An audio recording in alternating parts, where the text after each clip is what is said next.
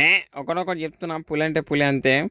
కాక మీద ఉన్న జస్ట్ కాలిబి 50 కొట్టి ఒకటే లేకపోతే బంక పగిలేస్తుంటే ఒకడొకడిది. హైదరాబాద్కి చెప్తున్నా నెక్స్ట్ మూడో స్కోరు ఇండియాకి కొడుతుంటే ఇంకా ఆయన జస్ట్ ఎట్లానే కాలిపి సిక్స్లో పోలంతే. వీళ్ళు న్యూజిలాండ్ వాళ్ళు వీళ్ళ మీద ఎప్పుడు గెలవలే. ఎంబడెంబడి అయినా వరల్డ్ కప్ వీళ్ళు ఎవరు గెలవలే. ఫస్ట్ టైం మేము గెలిచినాం.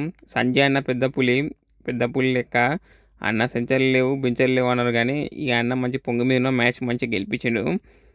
ఇక ఇండియా టీం ఇప్పటి నుంచి చెప్తున్నా ఒక్కొక్క టీం చెప్తున్నా. ఇప్పుడు ఇండియా టీం నడుస్తుంది, టైం నడుస్తుంది. మాకు ఎవడు వచ్చిన ఆడికే రిస్క్, వాడు ఎదురు వచ్చిన వాడికే రిస్క్.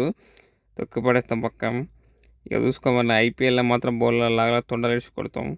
ఇక చూసుకోండి ఈసారి మాత్రం ఇండియా వరల్డ్ కప్లు కప్లు అన్నీ మాకే వస్తాయి 10 సంవత్సరాల వరకు.